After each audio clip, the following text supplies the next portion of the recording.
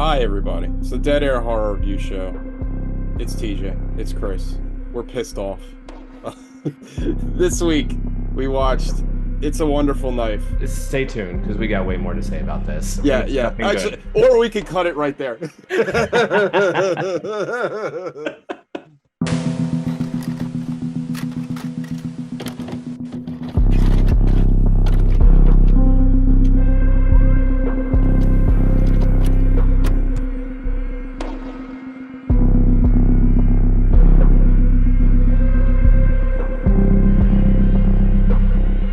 I got a confession to make, Chris. I have never seen It's a Wonderful Life. Merry Christmas! The Christmas movie. I feel like I've seen it through just the osmosis of pop culture because it has been parodied and referenced in about every piece of media in my entire life around Christmas time. Look, Daddy, teacher says every time a bell rings, an angel gets his wings. But I've never seen the movie. I bet you've seen it in totality in a bunch of little clips here and there throughout your lifetime. Or in again in like parody form, people making jokes about it or referring to it. So I don't know. Do you know? I needed to get this out of the way first, and I probably should have just done a little research. Does It's a Wonderful Life also have like this kind of like alternate reality thing? That's right. That's right. Does like Jimmy Stewart like is it like a Ebenezer? It's like a Christmas Carol type story where it's like if I didn't do this, then the town would go this way. So it's the same thing. So they took that same kind of storyline and just and made it way worse. Crappy purposes. They made it way fucking worse. Yeah. This movie has like this is we've talked a lot about horror movie tropes and what works and what doesn't. Well, I think in any horror movie, the rules need to be established, and this movie has no rules. Like it is like she's teleport. So I guess first of all, let's just get this out of the way because it's a threadbare plot.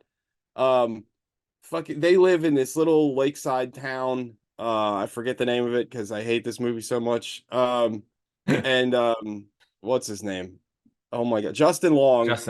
Yeah. Who, if you can turn this movie on and see his teeth and his awful accent and not turn this movie off, you're better than me. And can I point out one thing that really bothered me from the jump? I'm a huge fan of The Righteous Gemstones on HBO. Yes, me too. And Walter Goggins' character, I forgot his name on the show, but he has this same exact look that Justin Long portrayed in this film, and it really bothered me because of the similar voice. And just everything about that character that Justin Long portrayed in this film felt like a total ripoff of Walter Goggins' character in The Righteous Gemstones, and it just really rubbed me the wrong way. I can well, and also like this movie it's listed as a horror comedy, but it is neither a horror or a comedy. Like it's not funny.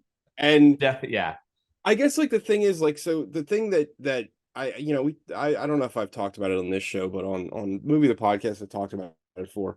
I have in my private life, I have a little rule about a movie. Like if it doesn't catch me in the first 20 minutes, I turn it off because I've never in my entire life been wrong.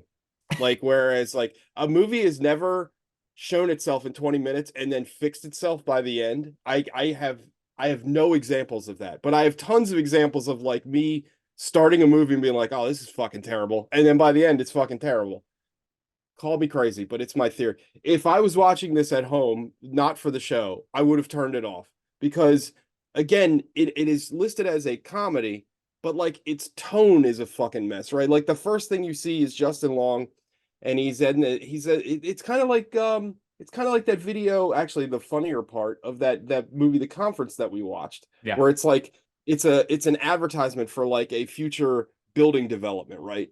But here's the thing: you can make that video funny. Like actually, The Conference is a pretty good example of that, where it was still realistic enough, but it was turned just a little bit to make it more hyper realistic. So it was satire. Funny. It was a comedy. This already. Justin Long is like a cartoon character, in this, like, it doesn't feel like a real ad. It feels way too silly. And it's like, again, you can do that. You can be really silly, but then the rest of your movie has to be really silly. And this movie struggles with tone. Like, I don't know what tone this movie is trying to go for. Cause like, and it just took me out of the movie immediately. Cause I was like, well, I got fucking toothy foghorn leghorn over here, like trying to sell me this property. And it's like, I don't know. So anyway, just the barest, the quickest run through of this is Justin Long is like a dickhead. Like he's a what do you call it? Like he's like a Jesus Christ, like a land developer type a real character, estate developer, real estate commercial guy, and properties. he's rich. His family is like been like a big part of this town for years, but his dad died, so now he is in the process of basically gentrifying, for lack of a better term, the entire town, kicking out all the local businesses and turning it into like a fucking, like a Panera Plaza, I don't know, something like that. So the beginning of the movie, there's like one old man that's like, I'm not selling my house. I've been here for 65 million years when the Mesozoic era and all that shit. And then in like 5 seconds, like this angel, the thing behind me, stabs the old man and kills him, and then the angel proceeds to like kill a bunch of people. Henry, I told you.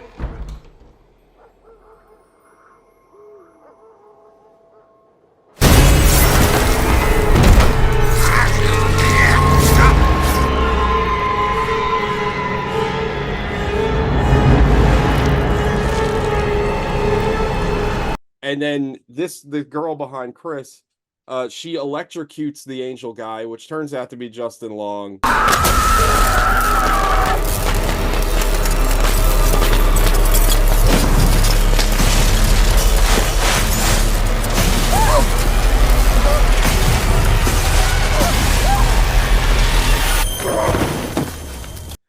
And then the town is sad for it fast forward. This is the part of the movie. I should keep saying this. This is the part of it. There's so many parts of the movie that is this part of the movie. So like after she rightfully, by the way, kills Justin Long, because Justin Long had just murdered like 4 people. I think 5 or 6 actually. Yeah. In the middle of the street, like and everybody knows it.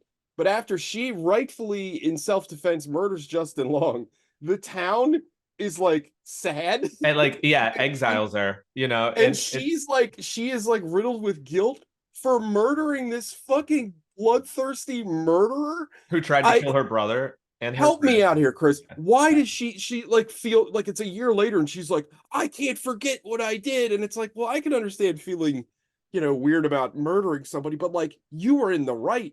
Like this guy was she was a hero in that situation. Right, exactly. She killed the serial killer. She saved her brother's life. She attempted to save her best friend's life and just ran out the front door to confront the serial killer, the angel, while all of her friends ran out the back door. So and I was and she's made to feel shame and guilt over this to the point where she literally wishes upon a star. Like, I wish I never killed Justin Long. No, not just that. She wishes she was never born. Oh, like, yeah, that's right. I'm sorry. Which is even worse. I wish I was. Yeah. You're so racked with guilt for saving countless people's lives because you could. Well, actually, you don't have to assume because you see what happens in a few minutes. Because apparently, this is another part of the movie that just killed me. So, Justin Long, in the beginning, he kills that old man because he's in the way of his land development deal. I get that. And then I guess he just thrill kills the rest of the people.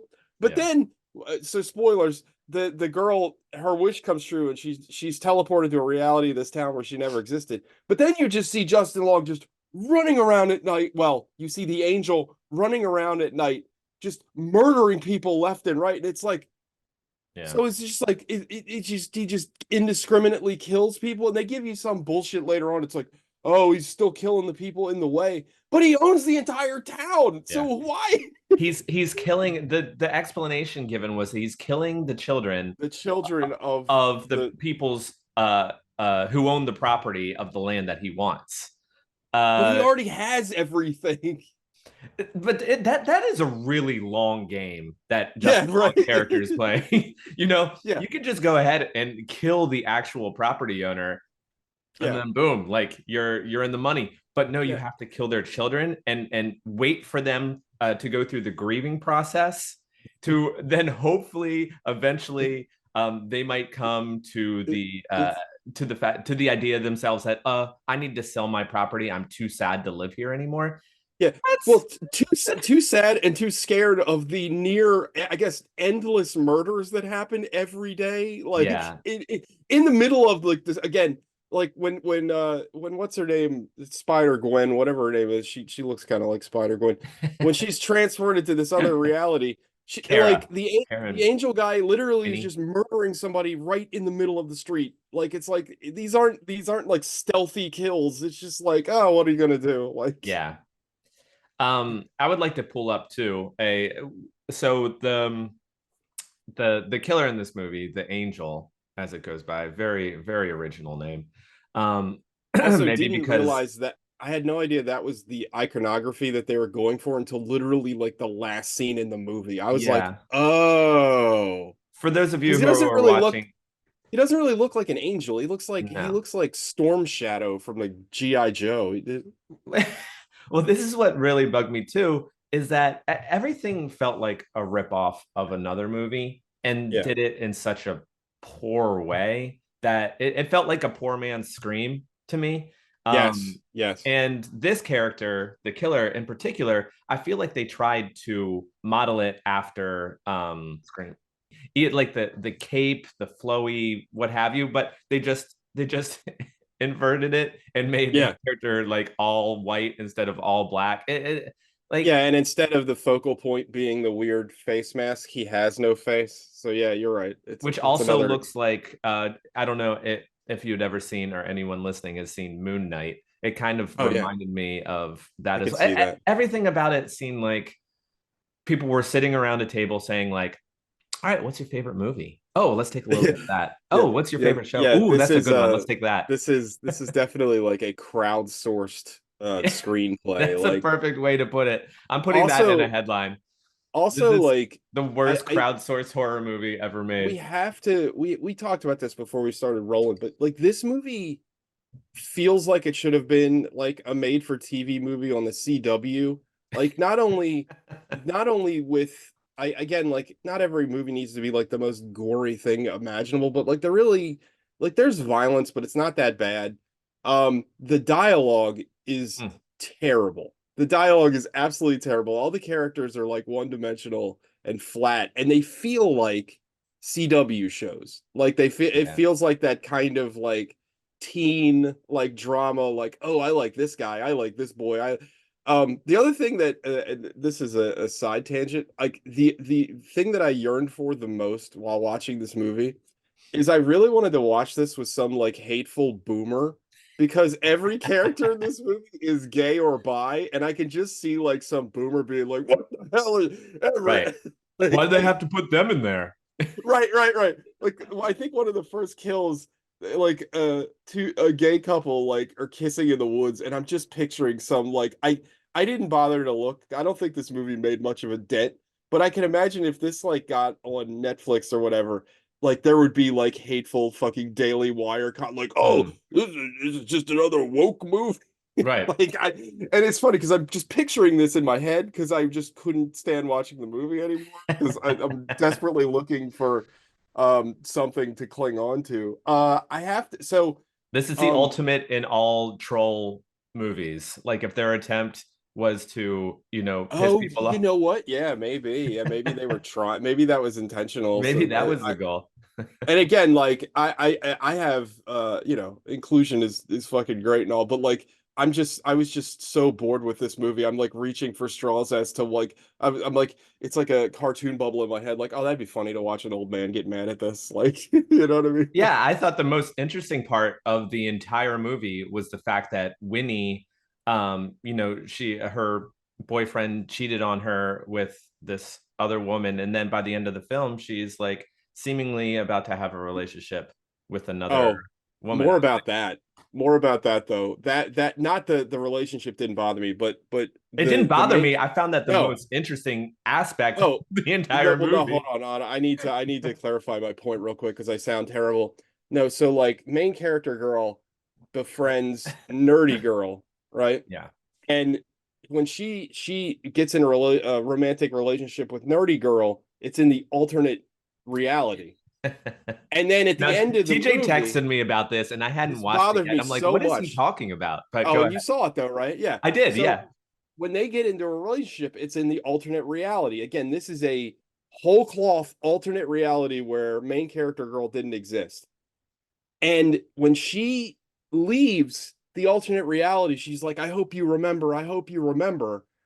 And it's like, why would she remember? And then she goes to meet Nerd Girl in the Prime universe or whatever, and she just remembers. Yeah, What Winnie shows up at her house yeah, and hoping that the weird girl will remember her.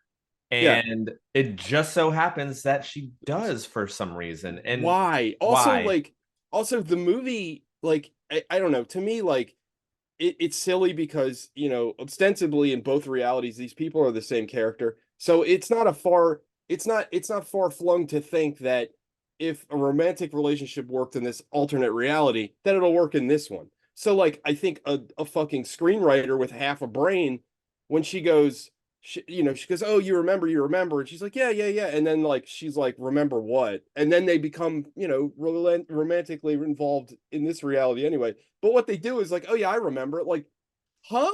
Right. Why would you remember? Do any of these other people remember like their experience? Does Yeah. Hal Sparks or whatever his fucking name is, Hal the dad? Sparks. It's not Hal Sparks, it's the other guy.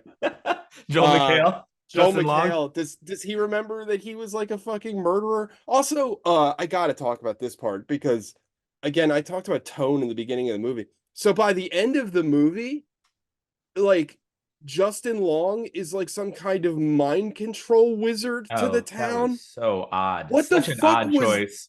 what the fuck was that?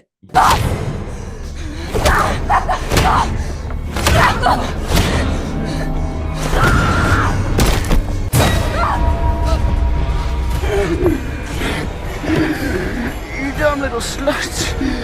You just made my naughty list. And you made hers. Yeah. And then like they kill him and then his like mind control powers go away. And it's like I get this. I get this as like a goofy ass like Wish Upon a Star movie, but like you just can't keep adding this shit like it's Yeah. nothing. It's just like I what the fuck was that? This is a perfect time to tell people that you should really watch our YouTube channel because it'll explain this once I Yeah, start Chris is editing gonna it edit together some and stuff in. posting Yeah. the clips. Listening, I could imagine it's like kind of hard to follow, but that's exactly what this movie is. It's The very movie is hard to follow. hard to follow. Like It doesn't make any sense, but if you if you watch the YouTube channel, I'll throw the clips in there, and you can see just how ridiculous it is on the points that we're speaking on.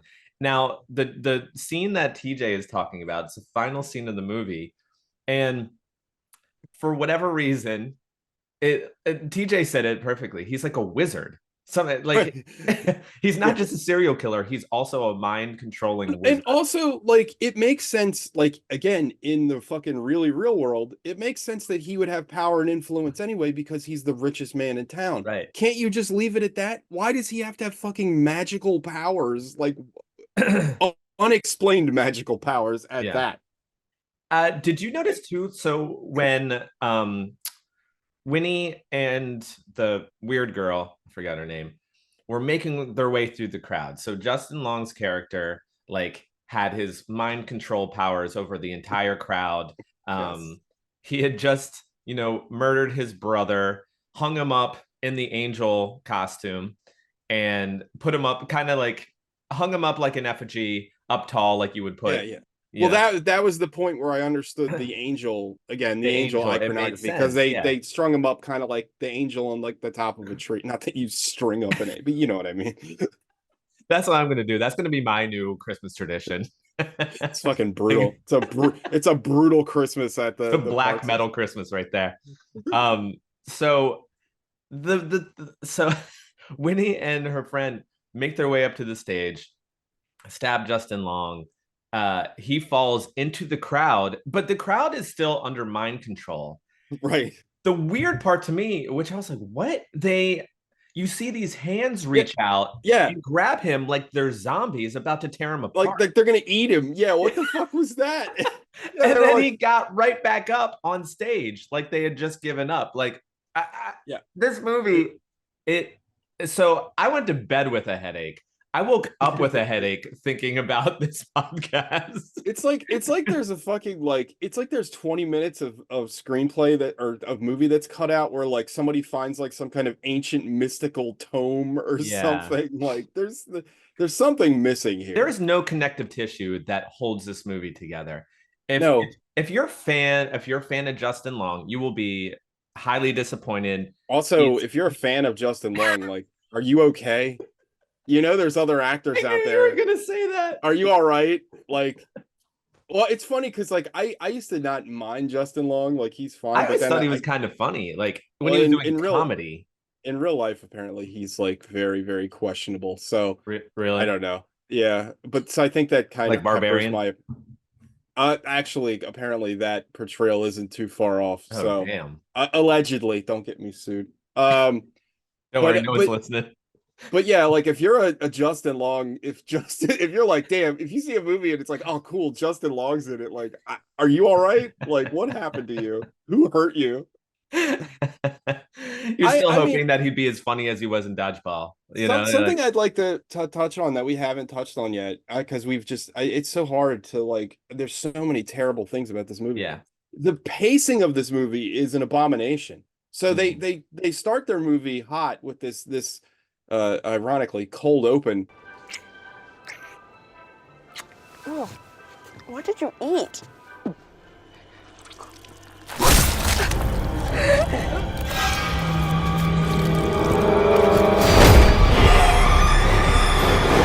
Again with this murder. I guess it's not really a cold open, but they start the movie off in the first 10 minutes with all these murders, and you're like, oh fuck, like, you know, this movie is going to be intense. And then they front loaded everything, because then nothing happens for like 45 minutes. Like, you can't do that. Like, you can't have like all this again, it wasn't staged particularly well, but like, you can't put all your action in the first 10 minutes and then be like, okay, here's the rest of the movie. Yeah, because like after that, like, the movie just, I mean, you said it, I said it outside of the recording, but the movie is just very boring, and that is a direct result of the pacing. Because and the lack of giving a shit about any of the characters. But you can't like do that where you have so much happening right away and then you're just like a total lull. Like, it's not even.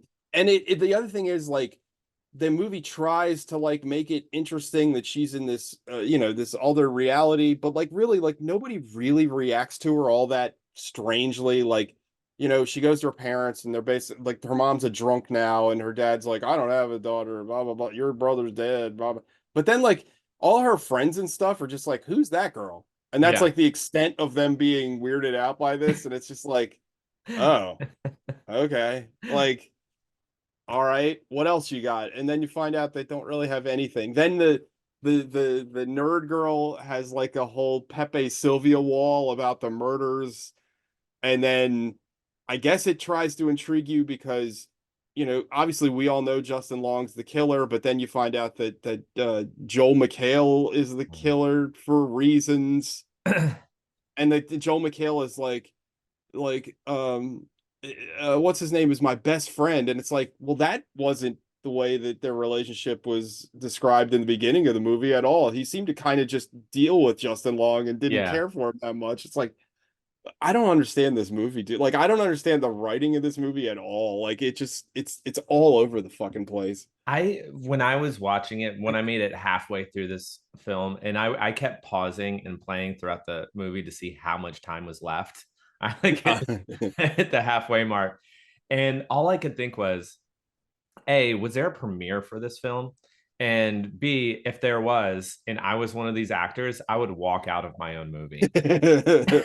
I would be outside protesting with a picket and saying like, do not go see this movie. This is the worst shit I've ever made.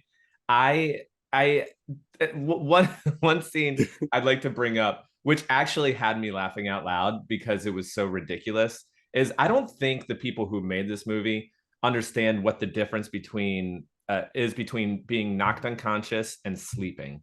And the reason I say that is because there's a scene where the angel, who you come to find out is Joel McHale's character, is knocked out, laying at the bottom of a stairwell, and three of the characters like are gently trying to tiptoe over his body. Oh, right. To get out the front door. And I'm like, he's not sleeping. Like, you're not gonna like just wake him up like, oh, he hears like a little footstep and he's like, oh, what's that? Like, the big bad giant, he is knocked the F out. Like, you can safely step over him and you'll be totally fine. And then like Winnie's character is like gently trying to pick up the dagger so she can like kill her dad. It's like, come on, like, why are you dragging this out? Pick that shit up and stab him in the chest, get it over with.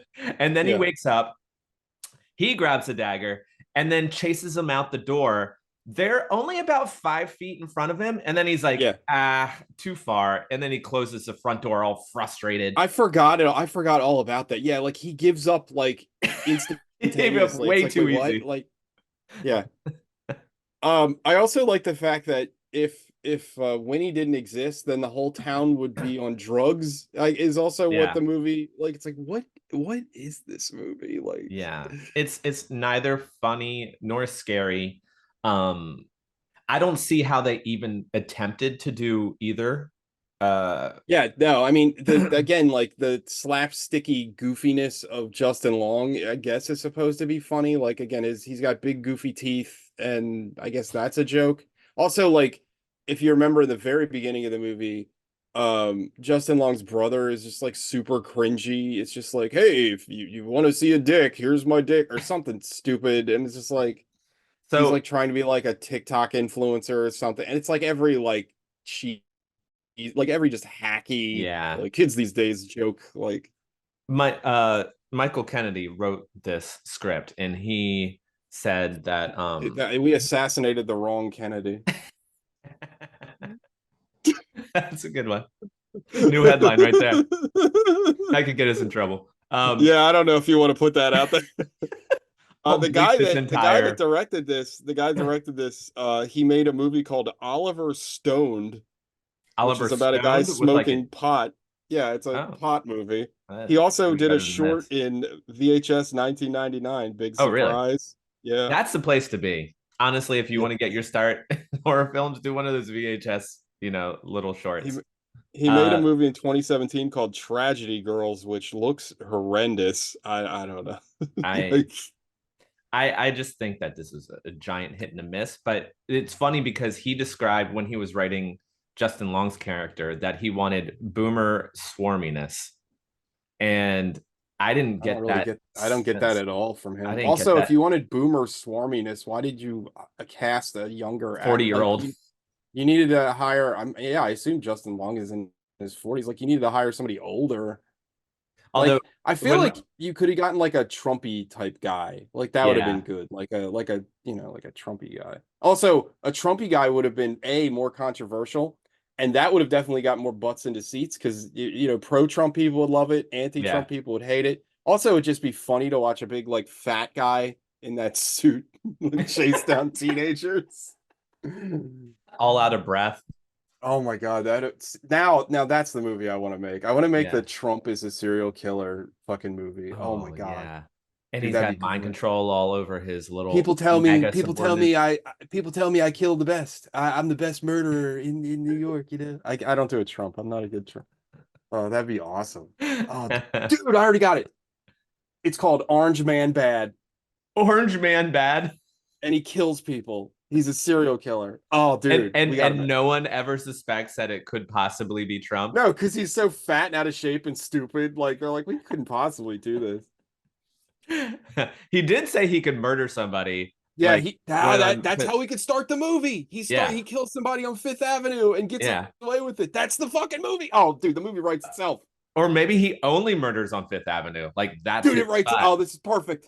This is perfect. Oh my god, this is a license to print money right here. And it becomes like a ghost town, or like nobody goes along Fifth Avenue because they're afraid that nobody stays in. The rest of the murders take place in Trump Tower, and nobody lives in Trump Tower anymore. And we could turn it into some kind of like weird Die Hard thing, with Trump Tower being like the focal point. Bernie Sanders. Yeah. Bernie Sanders goes in to rescue. All right, should we do scores?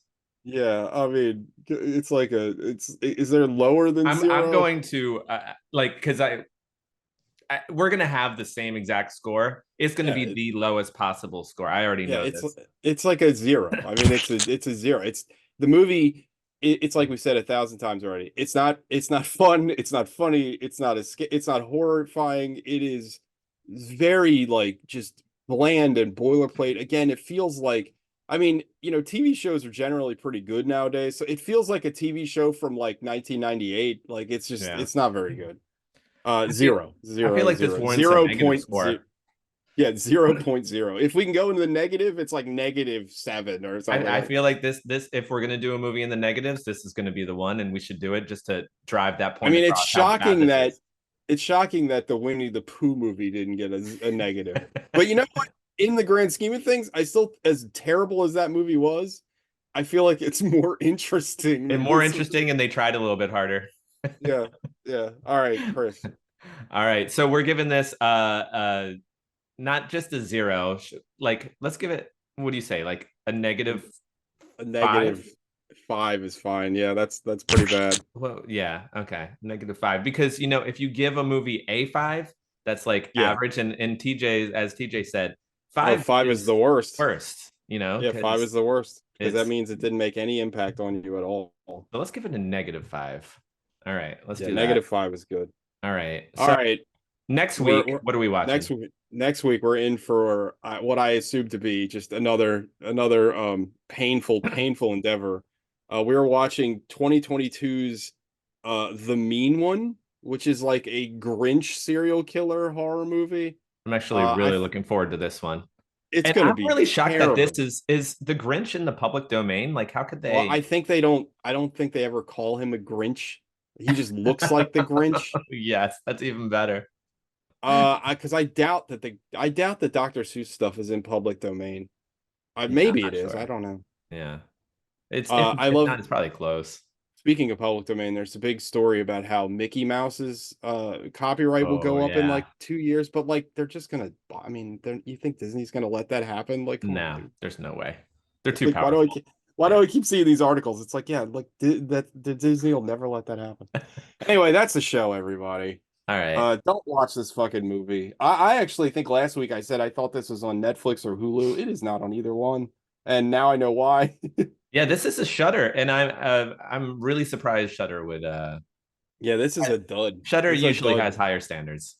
This is a Shudder dud for us. This is Shudder dud. Whatever. I mean, they put out more good than bad, so yeah, it was bound to happen. Yeah. So if you're listening, please, continue to do so on the podcast and check out the YouTube, check out the TikTok and the Instagram. If you like, and anywhere you see us, share us. Sharing helps a lot. Sharing is like huge. Sharing's caring. That jams us right up the algorithm's beehole.